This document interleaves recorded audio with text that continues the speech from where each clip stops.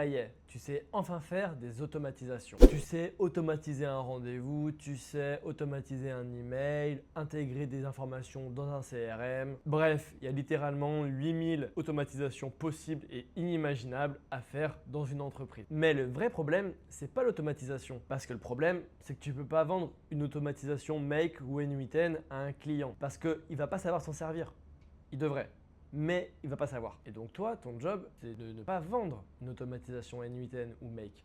C'est de vendre une interface simplifiée pour que le client puisse se dire tiens, si je clique sur ce bouton, ça fait ça. Si je clique sur ce bouton, ça fait ça. Ah tiens, j'ai rempli le formulaire, j'ai appuyé sur envoyer et derrière, ça déclenche l'automatisation N8N. C'est ça qu'il faut que tu vendes au client. Et donc voilà, moi je vais t'aider à la fin de cette vidéo à construire ce workflow, à te dire voilà, si tu appuies là, ça fait ça, si tu appuies là, ça fait ça, et puis ensuite comment le délivrer au client. D'accord? Donc reste bien jusqu'à la fin de la vidéo, abonne-toi et comme d'habitude, toutes les ressources de la vidéo sont disponibles dans le school, dans la description. Donc la première question, c'est pourquoi avoir un workflow? Même si je te l'ai expliqué dans l'intro de la vidéo, que ce soit pour toi ou pour un client, un workflow, ça change tout. Tu as une centralisation qui est faite. Imagine pouvoir intégrer toutes tes automatisations d'un seul coup dans un même endroit, un Notion, ton CRM, ton site web, même sur ton PC en local. Plus besoin d'ouvrir Make ou N8N pour déclencher telle automatisation ou telle automatisation. Tout se fait via le workflow qu'on va créer. En plus de ça, tu as un gain de temps énorme parce que tu as moins de clics,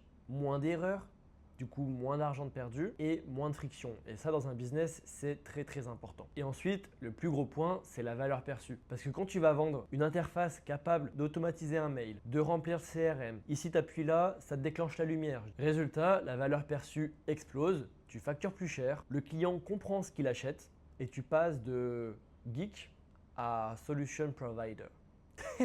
Dans cette vidéo, on va volontairement faire simple et efficace. C'est parfait si tu débutes ou si tu veux délivrer un produit rapidement. Mais dans le school, je te montrerai comment avoir une valeur perçue x 100. Donc n'hésite pas à le rejoindre. On est parti. Bon, alors la première chose qu'il va falloir faire pour créer un webhook d'automatisation, ça va être déjà de créer une automatisation. Ça semble logique.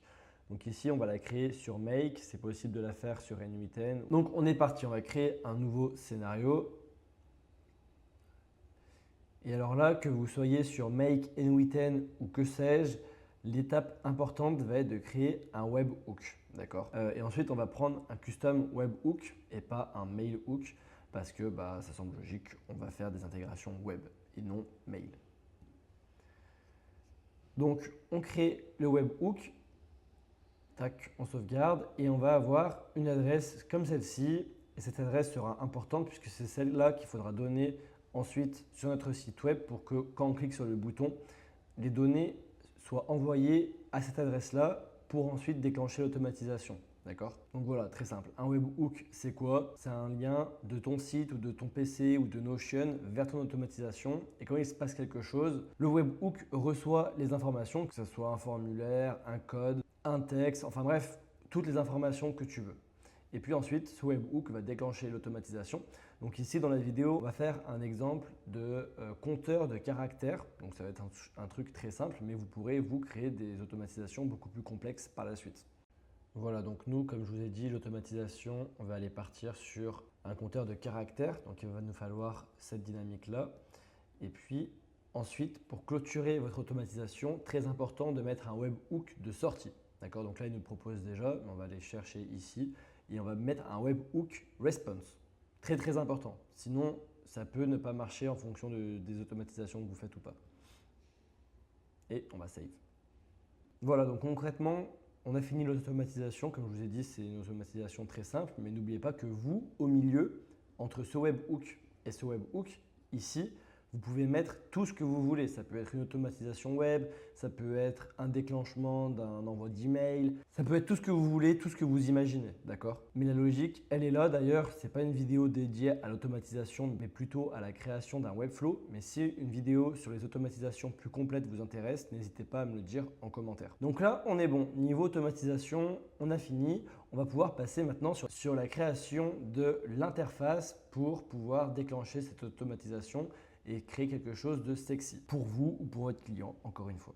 Et pour ça, on va utiliser notre ami préféré qui est Claude Code, qui est à l'heure actuelle où je vous parle la meilleure solution pour tout ce qui est code et développement. Donc moi j'avais déjà préparé un script en amont. Encore une fois, dans la description, tout est dans le school, donc n'hésitez pas à aller le récupérer, ça va vous faire gagner du temps. Ce qu'il faut retenir, c'est que je vais lui demander de travailler uniquement en HTML. Pourquoi en HTML? Parce qu'aujourd'hui, c'est le langage de codage le plus simple à intégrer soit sur un site web, soit sur Notion, soit sur une interface en local sur votre PC. C'est un peu tout ce qui est universel. Évidemment, on pourra demander d'autres types de langages une fois que vous serez plus expérimenté, mais là, on va rester simple. Et dans mon script, on voit que à 2 reprises, on doit insérer le webhook ici. Pour faire ça, on va devoir aller récupérer notre adresse webhook. Donc, c'est ce que je vous ai montré tout à l'heure. On retourne sur Make, webhook. On copie l'adresse, donc c'est cette adresse ici. Tac, on fait bien attention de tout copier. On peut aussi copier ici, ce sera plus simple. On remplace, voilà, et ici pareil, donc on copie-colle. Donc là j'ai directement copié, donc normalement si je clique ça m'emmène, vous voyez bien, sur l'adresse du webhook ici. Mais vous pouvez aussi supprimer le texte, comme ça si vous n'êtes pas encore habitué, et copier-coller, et voilà, et l'adresse est ici, c'est la même chose. Et puis ensuite, on va laisser Claude travailler. Donc pendant que Claude y travaille, un petit conseil, même si on a tendance à faire du vibe coding, ne débranchez pas votre cerveau, d'accord? Claude va faire des erreurs, que ce soit Claude, ChatGPT, Gemini, tout ce que tu veux, ils vont tous faire des erreurs un jour ou l'autre. Et même pour vous, même si des fois il ne faut pas d'erreur, ça vous permet de comprendre un petit peu le langage dans lequel il communique. Donc ici c'est HTML et vous dire ok, ici c'est un titre, ok, ici c'est la couleur. Et puis si un jour vous voulez faire une modification, eh ben, vous pouvez le faire par vous-même et pas forcément demander à l'IA parce que des fois ça va vous perdre, des fois ça va vous demander plus de temps, des fois ça va vous faire consommer des tokens parce que mine de rien, à chaque interaction, au bout d'un moment, on va se mettre à payer, payer, payer. Donc c'est important de rester toujours vif d'esprit quand on fait du vibe coding. Voilà, donc on voit qu'ici Claude a fini de travailler. Ça m'a pris littéralement 1 minute, même pas. On voit qu'il nous a collé ici, donc là il a inséré webhook. Pas nécessaire, mais on voit qu'il a fait une petite interface bien sympathique. Donc maintenant, la seule chose qu'il nous reste à faire, ça va être simplement de download le fichier, de coller le fichier dans une nouvelle page web.